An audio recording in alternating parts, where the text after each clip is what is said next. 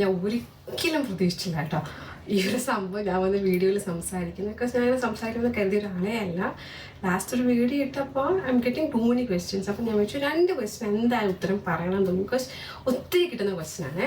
ആ 2 ക്വസ്റ്റ്യൻ ഉത്തരം പറഞ്ഞുകൊണ്ട് ഡിവോഴ്സ് എന്ന് പറയുന്ന എന്താ ആ ടോപ്പിക്ക് നിർത്തണമെന്ന് എൻ്റെ ആഗ്രഹം. ബിക്കോസ് ഞാൻ അത്ര നല്ല ടോപ്പിക്കല്ല. അപ്പോൾ question number 1, how do you feel after divorcing എന്ന്. അതായത് ഡിവോഴ്സ് ചെയ്ത് കഴിഞ്ഞാൽ എന്താ ഫീൽ ചെയ്യുക? ഭയങ്കര ഒറ്റപ്പള്ളി ഫീൽ ചെയ്യുമോ?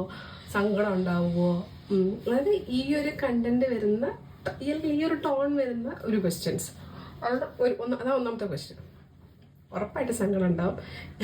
പറഞ്ഞു നമുക്ക് ഡിവോഴ്സിന്റെ ഡേറ്റിൽ നിന്നും പിന്നോട്ട് പോവാം. അപ്പോഴാണ് നിങ്ങൾക്ക് എഫക്റ്റ് കിട്ടും. അപ്പോൾ ഞാൻ ഡിവോഴ്സ് നടന്നതിൻ്റെ അന്ന് കഥ പറയാം. അപ്പം ഞങ്ങളൊരു 10:30 എത്താൻ പറഞ്ഞു കേട്ടോ. ഞാൻ ലേറ്റായിരുന്നു കേട്ടോ. അപ്പം നവനി, ദറ്റ് മീൻസ് എൻ്റെ എക്സ് ഹസ്ബൻഡ് അവിടെ എത്തിയിട്ട് അതിനെ വിളിച്ചു. ഞാൻ എത്തി, വെയിറ്റ് ചെയ്യാന്ന് പറഞ്ഞു. അപ്പം oh my god, he is waiting for me.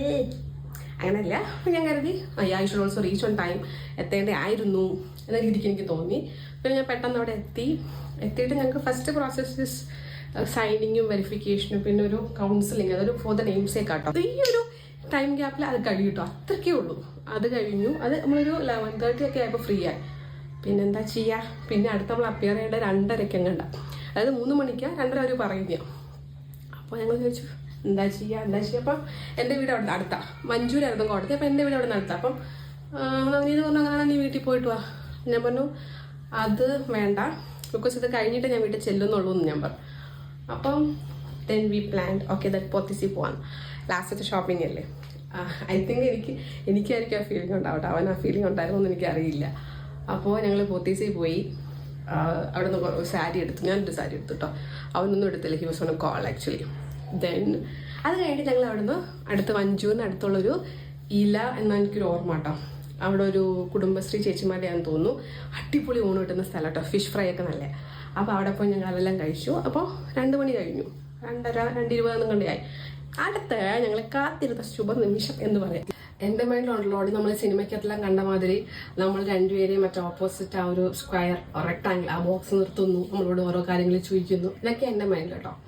അപ്പം ഞങ്ങൾക്ക് അഡ്വക്കേറ്റിൻ്റെ കൂടെ ഉള്ള ഒരു ഹെൽപ്പർ ഇത് പറഞ്ഞു, കേസ് നമ്പർ പറഞ്ഞു. ഇത് ആ കേസ് നമ്പർ ഇത് വിളിക്കുമ്പോൾ അത് കയറി ചെന്നാൽ മതി. അപ്പോൾ എനിക്ക് ഭയങ്കര അഡ്രിനാലിൻ റഷാണേ.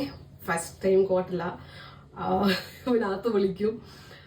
സത്യത്തിൽ എനിക്കിതൊക്കെ ഷൂട്ട് ചെയ്യണമെന്നുണ്ടായിരുന്നു. ബിക്കോസ് മെമ്മറി നമ്മൾ കല്യാണം പോലെ തന്നെ അതിൽ നിന്നും സെപ്പറേറ്റ് അല്ലെങ്കിൽ പിരിയുന്ന സാധനവും നമ്മൾ ലൈഫിൽ ഓർത്തിരിക്കേണ്ട സാധനമാണല്ലോ.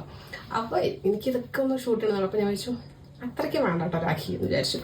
എന്നിട്ട് ഞങ്ങൾ നമ്പർ വിളിച്ചിട്ടോ, കേസ് വിളിച്ചപ്പം ആ സമയത്ത് ഈ ഒരു റഷ് ഉണ്ട്, നമ്മൾ കോടതിയിൽ കയറാൻ പോവാണ് എന്ന്. ബട്ട് അതിനേക്കാളും പുറമെ നെഞ്ചിടിക്കുക എന്തായിരിക്കും ചോദിക്കാന്നൊക്കെ. ബട്ട് ചെന്നു, കേസ് നമ്പർ ഇതല്ലേ രാഖി നവർ, ഇത് രണ്ടൊരു ഹാജരാന്ന് പറഞ്ഞു. ചോദിച്ചു. അവർ പറഞ്ഞ മാതിരി ഒത്തുപോകാൻ പറ്റത്തില്ലല്ലോ. ഇല്ല അവർ. ഓക്കെ കഴിഞ്ഞു, ഇത്രയേ ഉള്ളു. അപ്പോൾ ഞാൻ വിചാരിച്ചതിനാണ് ഇത്രയും നമ്മൾ ടെൻഷൻ അടിച്ചത്, എന്തൊക്കെയോ ചിന്തിച്ചു കൂട്ടി. പക്ഷേ ഇനിയാണ് നമ്മൾ കഴിഞ്ഞല്ലോ, ഫ്രീ കഴിഞ്ഞിറങ്ങി. അപ്പോൾ ഞാൻ പറഞ്ഞു നമുക്ക് പുറത്തുനിന്ന് പഞ്ചൂര് ആ ഒരു കോട്ടണിൻ്റെ ഗേറ്റിന് അവിടെ നിന്നൊരു ചായക്കടയാണ്. അപ്പോൾ ഞാൻ പറഞ്ഞു നമുക്കിവിടുന്നൊരു കട്ടൻ കുടിച്ചിട്ട് പിരിയാന്ന് പറഞ്ഞു. അപ്പം പറഞ്ഞാൽ ശരി. ആള് നവനീത് കട്ടനോ ചായനോ കുടിക്കുന്ന ടൈപ്പല്ല. ബട്ട് എൻ്റെ കൂടെ അല്ലേ എന്നതായിരിക്കാം അറിയില്ല, ലാസ്റ്റ് അല്ലേ. അപ്പോൾ അന്ന് പറഞ്ഞു കേട്ടോ.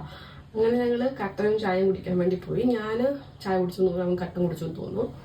അപ്പോൾ കട്ടൻ കുടിച്ചുകൊണ്ടിരിക്കെ ഇവിടെ നിന്നെങ്കിലും വെള്ളം വരും. അപ്പം ഞാൻ അങ്ങനെ വരാൻ വഴിയില്ലാത്തയാണല്ലോ. പക്ഷേ അതിൻ്റെ റേറ്റ് കൂടി കേട്ടോ. കട്ടനൊന്നും കുടിക്കാൻ പറ്റിയില്ല. പിന്നെ ഒരു എന്താണ് മോങ്ങി മെഴുകലായിരുന്നു കേട്ടോ. പിന്നെ ഞങ്ങൾ കുറച്ചുകൂടെ സംസാരിച്ചു. എന്നിട്ട് ഒരുമിക്കാൻ വേണ്ടിയിട്ടല്ല, നമ്മൾ പണ്ട് ഇങ്ങനെ ചെയ്യായിരുന്നു അങ്ങനെ ചെയ്യായിരുന്നു. ബട്ട് ഇനി അത് വർക്കൗട്ട് ആവില്ലെന്ന് നമുക്ക് രണ്ടുപേർക്കും അറിയായിരുന്നു. അങ്ങനെ ചെയ്യായിരുന്നു ഇങ്ങനെ ചെയ്യായിരുന്നു. അങ്ങോട്ടും ഇങ്ങോട്ടും സോറി പറഞ്ഞു. ബിക്കോസ് പിരിയാണല്ലോ. അപ്പോൾ നമ്മൾ ആ ഒരു വെറുപ്പോട് കൂടി പിരിയണ്ടല്ലോ. അങ്ങനെ പിരിഞ്ഞു. ഇതാണ് ഡിവോഴ്സ് ഡേ. പക്ഷെ ഇത് ഭയങ്കര കോമഡി ഇപ്പം തോന്നും. ബട്ട് ഈ ഒരു ഡേയോട്ട് എത്താനുള്ളൊരു struggle it is so horrible. അത് ഞാൻ അടുത്തില്ല.